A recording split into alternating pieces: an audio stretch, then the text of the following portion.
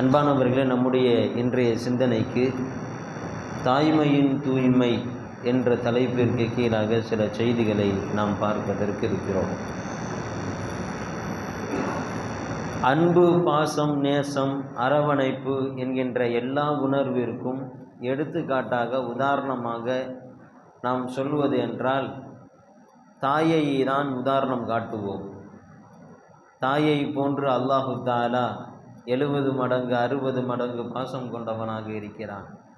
அப்போ பாசம் என்கின்ற ஒன்றுக்கு அரவணைக்குதல் என்பதற்கு இலக்கணமாக தாய் என்று இருக்கிற பொழுது அந்த தாய்மையை பற்றி பேச வேண்டிய தேவை என்ன இருக்கிறது? இன்றைக்கு உள்ள காலகட்டத்தில் தாயினுடைய முக்கியத்துவத்தை குறித்து எல்லாம் பேசுவதனுடைய அந்த நிகழ்ச்சிகளை காணுவதன் மூலமாகவே ஒரு மோசமான ஒரு காலகட்டத்தில் நாமெல்லாம் வாழ்ந்து கொண்டு இருக்கிறோம் என்பதை புரிந்து கொள்கிறோம். அல்லாஹு ஜல்ல ஷானு வ தஆலா குர்ஆனிலே தனக்கு வழிபட வேண்டும் என்பதாக சொன்னதற்கு பிறகு வைதா அகதல்லாஹு மீசாக பனி இஸ்ராயீல், பனி இஸ்ரவேலர்களிடத்தில் நாம் உடன்படிக்கை செய்தோம். என்ன உடன்படிக்கை செய்தோம் என்று சொன்னால், அல்லாஹ்வை நீங்கள் இறைவனாக நீங்கள் ஏற்று நடக்க வேண்டும், அல்லாஹ்விற்கு எந்த ஒரு இணையையும் கற்பிக்க கூடாது என்பதாக சொன்னத பிறகு ஒபில் வாலிதைனி இஹ்சானா, நீங்கள் உங்களுடைய பெற்றோர்களை பேணக்கூடியவர்களாக இருங்கள் என்பதாக நாம் சொன்னோம் என்பதாக அல்லாஹ் தஆலா குர்ஆனிலே சொல்வதன் மூலமாக அல்லாஹ் ரசூலுக்கு அடுத்ததாக நமக்கு கடமை யாற்றுவதற்கு தகுதியானவர்கள் பெற்றோர்கள், நம்மை பெற்றெடுத்த பெற்றோர்கள் என்பதாக அல்லாஹு தஆலா குர்ஆனிலே சுட்டி காண்பிக்கிறான்.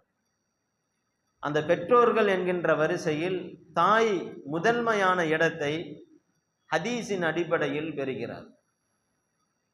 ரசூலுல்லாஹி ஸல்லல்லாஹு அலைஹி வஸல்லம் அவரிடத்திலே ஒரு சஹாபி வந்து, யா ரசூலல்லாஹ், முன் அஹக்குன் நாஸி பி ஹுஸ்னி ஸஹாபத்தி, நான் அழகிய முறையிலே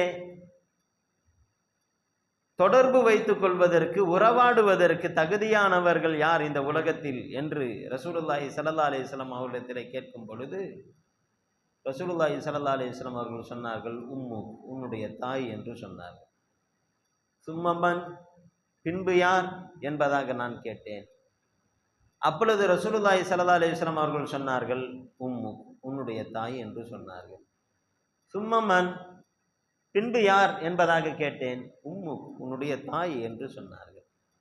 நான்காவது முறையாக சும்மமன், அடுத்து யார் யா ரசூலுல்லாஹ் என்பதாக கேட்கும் பொழுது அபு, உன்னுடைய தந்தை என்பதாக ரசூலுல்லாஹி ஸல்லல்லாஹு அலைஹி வஸல்லம் அவர்கள் சொன்னார்கள் என்பதாக ஹதீஸிலே பார்க்கிறோம். தந்தையை விட தாயினுடைய முக்கியத்துவம் என்பது இந்த ஹதீஸின் அடிப்படையில் 3 படித்தரம் மேன்மையானதாக இருக்கிறது என்பதை ரசூலுல்லாஹி ஸல்லல்லாஹு அலைஹி வஸல்லம் அவர்கள் சுட்டி காண்பிக்கிறார். ஏன் அப்படின்னு சொன்னா, எந்த மனிதரினாலும் பங்கு கொள்ள முடியாத ஒரு பகுதியை தாய் நமக்கு ஆற்றியிருக்கிறாள். அதை அல்லாஹு ஜல்ல ஷானு வ தஆலா சுட்டி காண்பிக்கிறான். ஹமலத்துஹு உம்முஹு குர்ஹா, அவனை அந்த தாய் சிரமமான நிலையில், மிகவும் கஷ்டமான நிலையிலே சுமக்கக்கூடியவளாக இருந்தார். இந்த சுமக்குதல் என்பதை இந்த உலகத்திலே வேறு யாரும் பகிர்ந்து கொள்ள முடியாது. யாரும் அதை நான் தூக்கி வைத்துக் கொள்கிறேன், நான் கொஞ்சம் சுமக்கிறேன் என்பதாக யாரினாலும் சொல்ல முடியாது. அப்பேற்பட்ட யாரும் பங்கு கொள்ள முடியாத ஒரு உபகாரத்தை தாய் என்பவள் செய்து முடிக்கிறார். இரண்டாவதாக வவலஅத்துஹு குர்ஹா, அந்த பிரசவ வலி, அந்த பிரசவ நேரம், அந்த குழந்தையை பெற்றெடுக்கக்கூடிய அந்த தருணம், மிகப்பெரிய சிரமத்திற்கு பிறகு அந்த குழந்தையை அவள் ஈன்றெடுக்கிறார். இதையெல்லாம் தாண்டி அவள் அந்த குழந்தைக்கான உணவை, தனது இரத்தத்தையே பாலாக புகட்டக்கூடியவளாக இருக்கிறார். இந்த 3 இருக்கிறதே நிகரில்லாத உபகாரம். வேறு யாரினாலும் இந்த உபகாரத்தை நிவர்த்தி செய்ய முடியாது. நாம் இந்த உலகத்தில் பிறக்க வேண்டும் என்றால், இந்த உலகத்திலே 26 வயது அல்ல, 78 வயது 80 வயது மூச்சு விட்டு கொண்டு இருக்கிறோம் என்று சொன்னால், அந்த மூச்சு விடக்கூடிய ஒவ்வொரு தருணத்திற்கும் அந்த தாய் செய்த அந்த 3 உபகாரங்கள் அஸ்திவாரமாக இருக்கிற காரணத்தினால் அந்த தாயினுடைய அந்தஸ்தை யாரும் அவ்வளவு சீக்கிரமாக நெருங்கிவிட முடியாது என்பதை ரசூலுல்லாஹி ஸல்லல்லாஹு அலைஹி வஸல்லம் அவர்கள் அந்த ஹதீஸின் மூலமாக உணர்த்தி காண்பிக்கிறார். இப்னு அப்பாஸ் ரலியல்லாஹு தஆலா அவர்கள்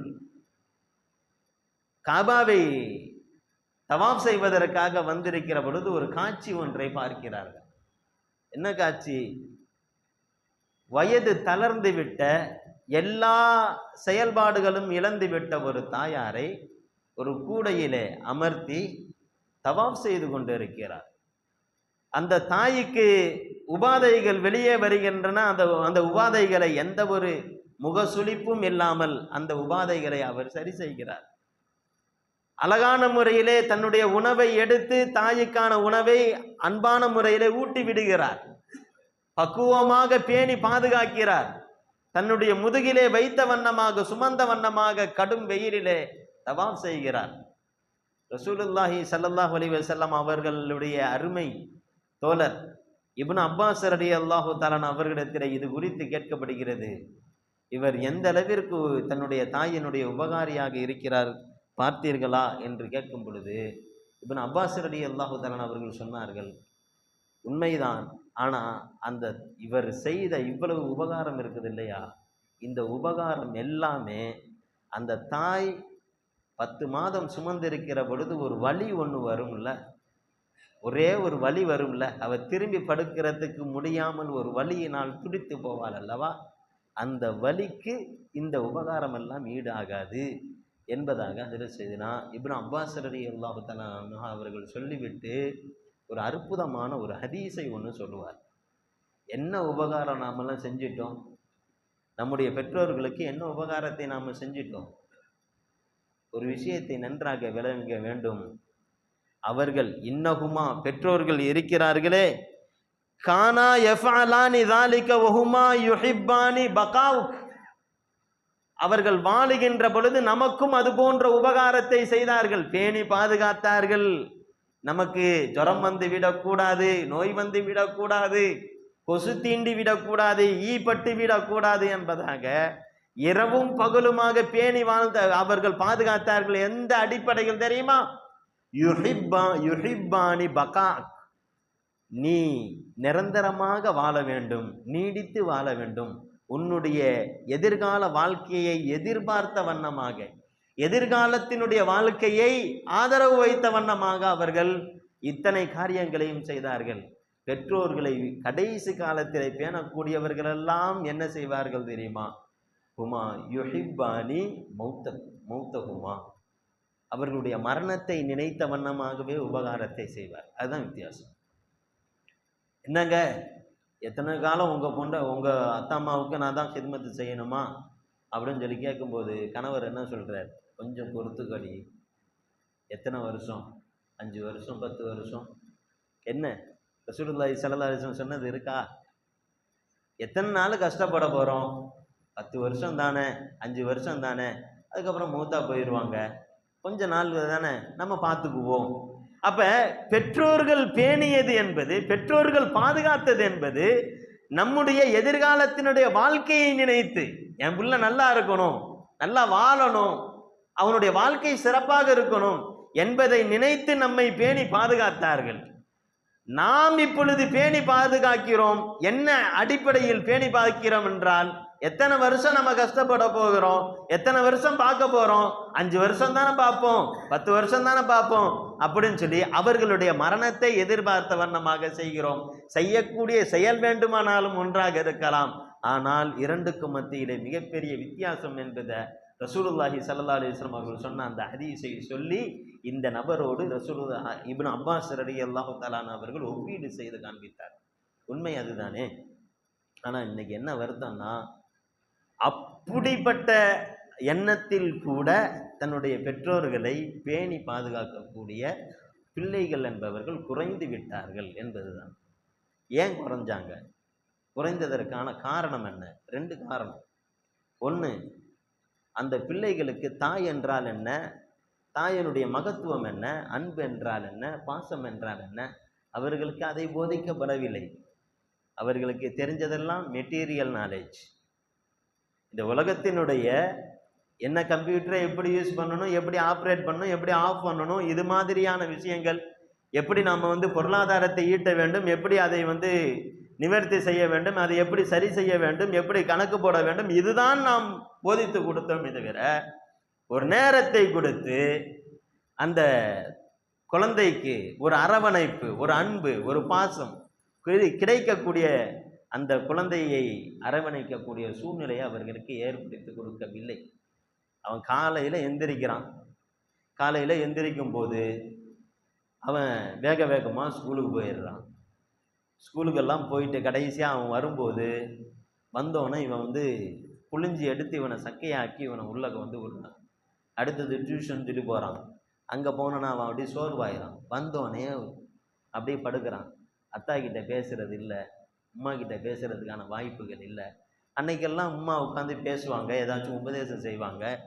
பாப்பா உட்காந்து ஏதாச்சும் உபதேசம் செய்வாங்க. என்னப்பா போனியா, நீ போனியா, தொழுதியா, ஓதுனியா அப்படின்னு சொல்லி அரவணைப்பாக பேசுவாங்க, இது பண்ணாங்க. அப்போ அன்பு, பாசம், அத்தா என்றால் யார், தந்தை என்றால் யார், தாய் என்றால் யார் என்கின்ற ஒரு உணர்வு அவர்களுக்கு கொஞ்சம் நெஞ்சமாவது இருந்துச்சு. இன்னைக்கு தந்தையே பெற்ற பிள்ளைகள் நிறைய பேர் பார்ப்பதே இல்லை. சாதாரணமான நாட்களில் பார்க்குறதே இல்லை. விடுமுறை நாட்களில் பார்க்குறாங்க. அன்னைக்கு தான் நாளுன்னு சொல்லிட்டு அன்னைக்கு தந்தை நல்லா தூங்குறாரு, அவர் ரெஸ்ட் எடுக்கிறார். இப்படிப்பட்ட ஒரு வாழ்க்கையை வாழ்ந்து விட்டு ஒரு மெட்டீரியல் நாலேஜை மட்டும் கொடுத்துட்டதற்கு பிறகு அவனுடைய நாலேஜ் எப்படி போகும், அவனுடைய சிந்தனை எப்படி போகும்? அவனுடைய மார்க்கத்தினுடைய சிந்தனையும் இல்லை. அல்லாஹ் குர்ஆன்ல பெற்றோர்களை குறித்து இப்படி சொல்லி இருக்கிறான், தாயை குறித்து இப்படி சொல்லி இருக்கிறான், தந்தையை குறித்து இப்படி சொல்லி இருக்கிறான், நாம இப்படி மதிக்கணும், அவர்களை பேணணும், பாதுகாக்கணும். இல்லை, அவனுக்கு தெரிந்ததெல்லாம் நம்பர். இந்த நம்பர் எடுக்கணும், இந்த மார்க்கை நாம ஓவர்டேக் பண்ணணும், இதை ஃபில் பண்ணணும் அப்படின்ற அவனுடைய இலட்சியம் முழுவதும் அதை நோக்கியதாக இருக்கிறது. அப்படியே இருக்கக்கூடிய வளரக்கூடிய மகன் கடைசியாக அவனுக்கு என்ன சிந்தனை வருது? ஒரு பொருள் வேஸ்டா போயிருச்சுன்னா, பழசாயிருச்சுன்னா அதை தூக்கி போட்டுருணும். அதுதான் இப்போ புள்ளைக்கு அதே மாதிரி நம்முடைய தந்தை தாய் ஒரு பழசாயிட்டாங்க, வேஸ்ட் ஆகிட்டாங்க. இப்போ என்ன செய்யணும்? இவர்களை தூக்கி போடணும். எங்கே போடணும்? முதியோர் இல்லத்தில் போடணும். போட்டுட்டு இவன் லைஃப்பை பார்த்துட்டு போயிட்டே இருக்கான். மெட்டீரியல் நாலேஜ் இதுதான் சொல்லிக் கொடுக்கும். இது முதலாவது பாயிண்ட் அந்த பிள்ளைகளுக்கான இதை கொடுக்கல. இரண்டாவது, பொருளாதாரத்தை மட்டுமே மையமாக கொண்டு பெற்றோர்கள் பிள்ளைகளின் பக்கம் கவனம் செலுத்துவது இல்லை. பெற்றோர்கள் பக்கமே வரதில்லை. ஒன்று, பிள்ளைகளுக்கு அந்த நாலேஜ் கொடுக்கல. ரெண்டாவது, பெற்றோர்களுக்கே அதை குறித்துண்டான நேரம் இல்லை, அதற்கான கவனம் இல்லை, அதற்கான சிந்தனை இல்லை. அவர்கள் இரண்டு பேருமே அவர்கள் சம்பாதிப்பதற்கு சென்று விடுகிறார்கள். அப்ப தாயினுடைய அரவணைப்பு எங்க இருக்கும்? தாயினுடைய வழிகாட்டுதல் எங்க இருக்கும்? எதுவுமே இல்லை. இவன் போறான், இவன் போகும்போது வீடு காலியா இருக்குது. அதுக்கப்புறம் வந்ததற்கு பிறகு வீடு காலியா இருக்கு. இவனுக்கு தெரிந்ததெல்லாம் டெலிவிஷனை தவிர வேற எதுவும் இல்லை. இவனுக்கு தெரிந்ததெல்லாம் போனை தவிர வேற எதுவும் இல்லை. போன் இல்லைன்னா அவனால இருக்க முடியல. ஒரு காலம் தாய் இல்லாட்டி இருக்க முடியாது. இன்னைக்கு போன் இல்லாட்டி எதுவும் இருக்க முடியாது. கரண்ட் இல்லைன்னா இருக்க முடியாது என்கின்ற நிலையிலே நம்முடைய பிள்ளைகள் வந்து விட்டார்கள். இப்படி ஏற்படுத்திய காரணங்கள் எல்லாம் லஹரல் ஃபசாது ஃபில் பர்ரி வல் பஹர், இந்த உலகத்திலே கடலிலாக இருக்கட்டும், நிலத்திலாக இருக்கட்டும், ஏற்பட்ட அனைத்து தவறுகளும் பிமா கஸபத் ஐதின் நாஸ், நீங்கள் செய்த தவறினுடைய பின்விளைவு என்பதாக அல்லாஹ் ஜல்ல ஷானுஹு தஆலா சொல்லி காட்டுகிறார். எனவே நம்ம அதை சரி செய்யணும். முதலாவதாக பெற்றோர்களுடைய, குறிப்பாக தாயினுடைய மகத்துவத்தை நம்முடைய பிள்ளைகளுக்கு உணர்த்த வேண்டும். நம்முடைய வாழ்க்கையிலே அல்லாஹ்விடத்திலே நாம் அங்கீகாரம் உள்ளவர்களாக மாற வேண்டுமா? நம்முடைய தாயினுடைய துஆவை பெற்றவர்களாக இருக்க வேண்டும். தாயினுடைய துஆவை பெற்றவர்களாக இருக்க வேண்டும். ரசூலுல்லாஹி ஸல்லல்லாஹு அலைஹி வஸல்லம் அவங்கள்ட்ட கேட்பாங்க ஒரு சஹாபி, ஐயுல் அமாலி அஹப்பு யா ரசூலுல்லாஹ், அல்லாஹ்விற்கு ரொம்ப பிடித்தமான அமல் எது என்பதாக கேட்கும் பொழுது ரசூலுல்லாஹி ஸல்லல்லாஹு அலைஹி சொன்னாங்க, அஸ்ஸலாத்து அலா வக்திஹா, அதனுடைய நேரத்தில் கரெக்டாக 5 நேர தொழுகையை நிறைவேற்றுவது. லுகருடைய வக்து என்ன வருதோ அந்த வக்தில் தொழுகிறது, கல்லாவா தொழாமல் அந்த நேரத்தில் தொழுகிறது அல்லாஹுக்கு ரொம்ப பிடிச்சது.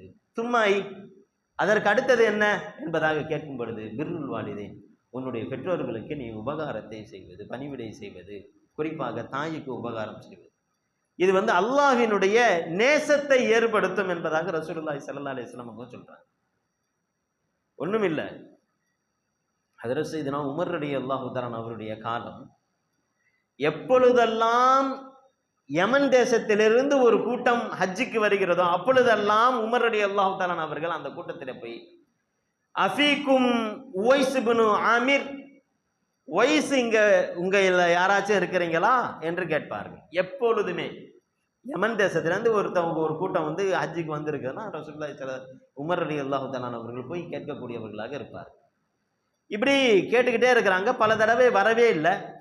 ஒரு கட்டத்தில், கடைசி காலகட்டத்தில் இது மாதிரி யமன் தேசத்திலிருந்து ஒரு கூட்டம் இருக்கிறது. அவர்கள் கேட்கிறார்கள், அஃபீக்கும் உவைஸ் இப்னு ஆமிர், உவைஸ் இங்க இருக்கிறீங்களா அப்படின்னு சொல்லி கேட்கிறாங்க. ஆமா இருக்கிறாரு, எங்க கூட்டத்தில் இருக்கிறாரு. உடனே உமர் ரலியல்லாஹு தஆலா அவர்களிடத்துல போய், நீங்கள் எங்கிருந்து வருகிறீர்கள் என்று அவர்களிடத்தில் கேட்கிறார். முராத் என்ற இடத்திலிருந்து வருகிறீர்களா அப்படின்னு. ஆமா. அதுக்கு முன்னாடி நீங்க இதுலேருந்து வந்தீங்களா, கர்ன் என்ற இடத்துலேருந்து வரீங்களா, கர்ன் என்ற இடத்துலேருந்து முராத் வரீங்களா அப்படிங்க. ஆமான். உங்களுக்கு தொழுநோய் ஒன்று ஏற்பட்டுச்சா அப்படின்னு கேட்குறாங்க. ஆமான். தொழுநோய் ஏற்பட்டு எல்லாம் சரியாகி ஒரு திரகத்தினுடைய அளவு மட்டும், மௌலியா திரகத்தினுடைய இடம் மட்டும் பாக்கி இருக்குதா அப்படின்னு கேட்குறாங்க. ஆமா அப்படின்னு சொல்லுவாங்க. உங்களுக்கு தாய் இருக்குதா அப்படின்னு கேட்குறாங்க. ஆமா. அப்போ உமர் ரலியல்லாஹு தஆலா அவர்கள், சரி எனக்காக துவா செய்யுங்கள், எனக்காக துவா செய்யுங்கள். யாரு? சையதுனா உமர் ரலியல்லாஹு தஆலா. சுப்ஹானல்லாஹ். ஈமானுக்கு இலக்கணம் ஹஜ்ரத் சையதுனா உமர் ரலியல்லாஹு தஆலா, தக்வாவிற்கு இலக்கணம் உமர் ரலியல்லாஹு தஆலா. அவர்கள் கேட்கிறார்கள், எனக்காக நீங்கள் துவா செய்யுங்கள், அல்லாஹ்விடத்திலே பாவ மன்னிப்பு எனக்காக கேளுங்கள், அல்லாஹ்விடத்திலே மன்னிப்பு கேளுங்கள் என்பதாக கேட்கிறார்கள். என்ன நடந்துச்சு? பெருமானார் ஸல்லல்லாஹு அலைஹி வஸல்லம் அவர்கள் மரணிக்கின்ற பொழுது சொன்னார்கள், யா உமர், உமரே, உங்களுடைய காலகட்டத்திலே உவைஸ் இப்னு ஆமிர் என்பதாக சொல்லக்கூடிய ஒரு மனிதர் வருவார். அவர் வந்தார் என்று சொன்னால், அவரை நீங்கள் சந்தித்தீர்கள் என்று சொன்னால், அவர் இங்கிருந்து, இந்த ஊரில் இருந்து இந்த இடத்துல வருவார், ஹஜ்ஜுக்காண்டி வருவாங்க. அவங்களுடைய உடம்புல தொழுநோய் ஏற்பட்டு எல்லாமே குணமாகி மௌலியா திரகத்தினுடைய அளவிற்கு மட்டும் கொஞ்சோண்டு பாக்கியாக இருக்கும். அந்த நிலையிலே அவர்கள் வருவார்கள். அப்படி வரக்கூடிய சூழ்நிலை ஏற்பட்டது என்று சொன்னால், நீங்கள் அவர்களிடத்திலே இஸ்திக்ஃபாரை தேடிக்கொள்ளுங்கள்.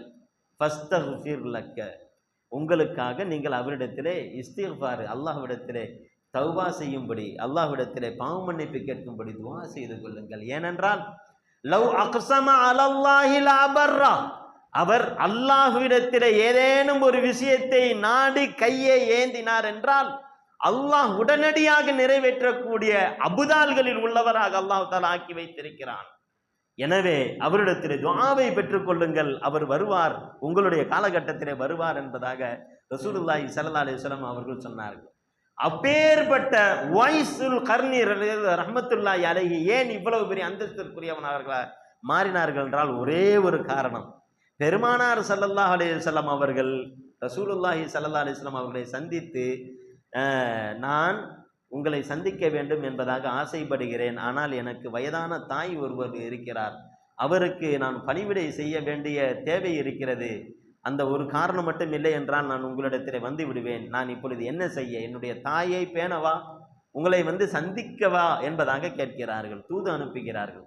பெருமானார் ஸல்லல்லாஹு அலைஹி வஸல்லம் அவர்கள் சொல்கிறார்கள், என்னை நீங்கள் சந்திக்காவிட்டாலும் பரவாயில்லை, உங்களுடைய தாயை நீங்கள் பேணுங்கள் என்பதாக சொன்னார்கள். அப்படி சந்தித்திருந்தார்கள் என்று சொன்னால் உவைஸ் ரலியல்லாஹு அன்ஹு சஹாபியாக மாறி இருப்பார். ரசூலுல்லாஹ்வை நேரில் பார்த்திருந்தா அவர்கள் சஹாபியாக மாறி இருப்பார்கள். ஆனால் தன்னுடைய தாயின் காரணத்தினால் அவர்கள் ரசூலுல்லாஹ்வினுடைய வார்த்தையை கேட்டுவிட்டு அவர்கள் பணி செய்யக்கூடியவர்களாக இருந்தார்கள்.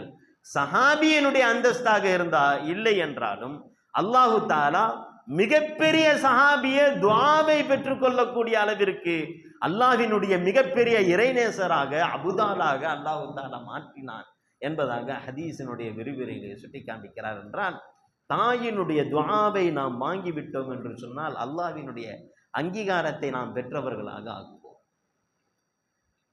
அல்லாஹ்வினுடைய அங்கீகாரம் மட்டுமல்ல, இந்த உலகம் செழிப்பாக இருக்க வேண்டும் என்றால், நிம்மதியான வாழ்க்கையை வாழ வேண்டும் என்றால், தாயினுடைய துஆவை நாம் பெற்றவர்களாக இருக்க வேண்டும். பெருமானார் ஸல்லல்லாஹு அலைஹி வஸல்லம் அவர்கள் சொன்னார்கள், தலாசும் மன் கான மின் கபலிக்கும், உங்களுக்கு முன்னாடி வாழ்ந்த நபர்கள், சமுதாயத்தில் இருந்து 3 நபர்கள், அவர்கள் ஏதோ ஒரு வியாபார விஷயமாக போய்விட்டு வருகின்ற பொழுது ஒரு பெரிய ஆபத்திலே அவர்கள் சிக்கிக்கொள்வார்கள். சிக்கிக்கொண்ட நபர்கள் ஒவ்வொருவரும் தன்னுடைய வாழ்க்கையில் நடந்த பெரிய நன்மைகளை சொல்லி அவர்கள் அல்லாஹ்விடத்தில் துஆ கேட்பார்கள். அப்படி கேட்கிற நபர்களில் ஒருவர் கேட்பார், யா அல்லாஹ், எனக்கு வயதான பெற்றோர்கள் 2 பேர் இருந்தார்கள். அந்த பெற்றோர்களுக்கு செய்ய வேண்டிய உபகாரத்தை நான் கண்ணும் கருத்துமாக இரவும் பகலுமாக நான் செய்து முடித்தேன். அந்த உபகாரத்தின் காரணத்தினால், அந்த நன்மையின் காரணத்தினால், அவருடைய துஆவின் பரக்கத்தினால் எங்களுடைய இந்த கஷ்டத்தை அகற்றிடுவாயாக என்பதாக கேட்க அல்லாஹு ஜல்ல ஷானு வ தஆலா அவர்களுக்கு விடிவு காலத்தை கொடுத்தான் என்பதாக ரசூலுல்லாஹி ஸல்லல்லாஹு அலைஹி வஸல்லம் அவர்கள் சுட்டி காமிக்கிறார். என்றால் தன்னுடைய பெற்றோர்களை பேணக்கூடியவர்களுக்கு அல்லாஹு தஆலா எந்த ஒரு கஷ்டத்தையும் கொடுப்பதற்கு நாடுவது இல்லை என்பதை ரசூலுல்லாஹி ஸல்லல்லாஹு அலைஹி வஸல்லம் அவர்கள் சுட்டி காமிக்கிறார். இதை தவிர நாம் பெற்றோர்களுடைய தாயினுடைய வருத்தத்தை பெற்றுக்கொண்டவர்களாக இருந்தோம் என்று சொன்னால், நமக்கு முதலாவது கிடைப்பது அல்லாஹ், ரசூல், ஜிப்ராயில் அலைஹிஸ்ஸலாம், இவர்கள் 3 பேருடைய சாபம் நமக்கு கிடைக்கும். அல்லாஹ் பாதுகாக்க வேண்டும். ரசூலுல்லாஹி ஸல்லல்லாஹு அலைஹி வஸல்லம் அவர்கள் சொல்கிறார்கள், ஜிப்ரீல் அலைஹிஸ்ஸலாத்து வஸலாம் அவர்கள் துஆ செய்கிறார், மன் அத்ரக வாலிதைன், யார் 2 பெற்றோர்களை பெற்று, அவ் அஹதஹுமா, அல்லது 2 பேரில் யாரேனும் ஒருவரை பெற்று, வலம் யுத்கிலாஹுல் ஜன்னா, அந்த 2 பேரின் மூலமாக அவர் சுவனத்தை அடையவில்லையோ, எப்படி அந்த 2 பேரின் மூலமாக சுவனத்தை அடையவில்லையோ அவன் நாசம் அடையட்டும் என்பதாக ஜிப்ரீல் அலைஹிஸ்ஸலாத்து வஸலாம் அவர்கள் துஆ செய்ய ரசூலுல்லாஹி ஸல்லல்லாஹு அலைஹி வஸல்லம் அவர்கள் ஆமீன் சொன்னார்கள் என்பதாக நம்ம பார்க்கிறோம். தலாக் 2 பேர் இருக்கிறார், 3 பேர் இருக்கிறார்கள் அல்லாஹ்வினுடைய சாபத்திற்குரியவர்கள். அதில் முதலாவது தன்னுடைய தாயினுடைய வருத்தத்தை பெற்றுக்கொண்டவர்கள் என்பதாக ரசூலுல்லாஹி ஸல்லல்லாஹு அலைஹி வஸல்லம் அவர்கள் சொன்ன ஹதீஸை நாம பார்க்கிறோம். அது மட்டுமல்ல, திடீர் மரணத்தை அல்லாஹு ஜல்ல ஷானு வ தஆலா தாயினுடைய வருத்தத்தை பெற்றவர்களுக்கு அல்லாஹு தஆலா கொடுக்கிறார். பெருமானார் ஸல்லல்லாஹு அலைஹி வஸல்லம் அவர்கள் சொல்கிறார்கள், இஸ்னானி யுஅஜ்ஜிலுஹும் அல்லாஹு ஃபித் துன்யா, இந்த உலகத்திலேயே அவர்களுக்கு மிக கடுமையான தண்டனையோடு மிக திடீர் என்ற மரணத்தை அவர்களுக்கு கொடுக்கிறான். திடீர் என்ற மரணம்ன்றது என்ன? தேவைகள் நிறைய இருக்க, கண்டிப்பாக நிறைய விஷயங்கள் செய்து முடிக்க, எல்லாம் நிலுவையில் இருக்கிற நிலையில அப்படியே வரக்கூடிய மரணங்களுக்கு திடீர் மரணம். அதாவது அவர் திடீர்னு அப்படி போகும்போது அவருடைய குடும்பமே அப்படியே ஸ்தம்பிச்சு நிற்கும். இப்படிப்பட்ட ஒரு சங்கடமான நிலை. இந்த நிலையை யாருக்கு கொடுக்கிறான்?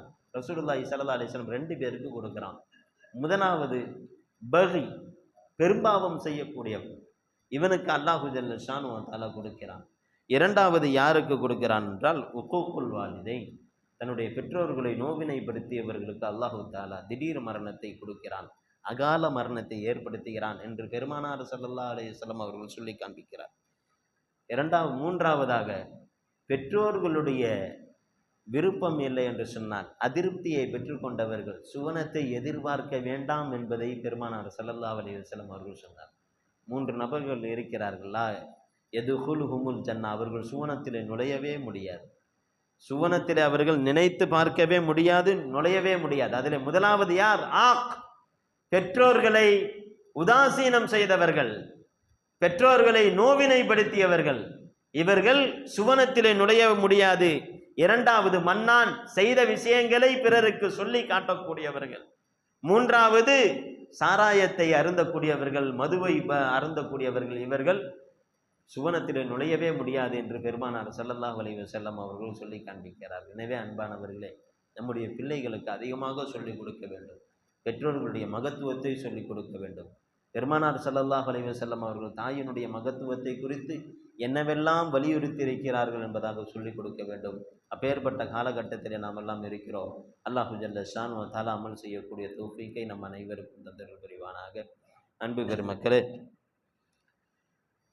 நம்முடைய பொருளாதாரத்திலே பரக்கத்து வர வேண்டும் என்றால், இருக்கிற வீட்டு பொருளாக இருந்தாலும் சரி, மற்ற இதில் பரக்கத்து வர வேண்டும் என்றால், அன்னை ஐஷா ரலியல்லாஹு தஆலா அவர்கள் அறிவிக்கிறார்கள், ஆயத்துல் குர்சியை 50 முறை, ஆயத்துல் குர்சியை 50 முறை ஓதி எந்த பொருளின் மீது ஊதப்படுகிறதோ அந்த பொருளிலே அல்லாஹு தாலா அபரிவிதமான பரக்கத்துகளை தருகிறான் என்பதாக சுட்டி காமிக்கிறார். அது அரிசியாக இருக்கட்டும், நம்முடைய தானிய பொருட்களாக இருக்கட்டும், அல்லது பணங்களாக இருக்கட்டும், அதில் நாம் ஓதி ஊதுகின்ற பொழுது அல்லாஹு ஜல்ல ஷானு வ தஆலா அதிலே பரக்கத்தான சூழலை ஏற்படுத்துகிறான் என்பதாக ஹதீஸ்களிலே பார்க்கப்படுகிறது. அல்லாஹு ஜல்ல ஷானு வ தஆலா அமல் செய்யக்கூடிய தௌஃபீக்கை நம் அனைவருக்கும் தந்திர முடிவானாக. சுப்ஹானல்லாஹி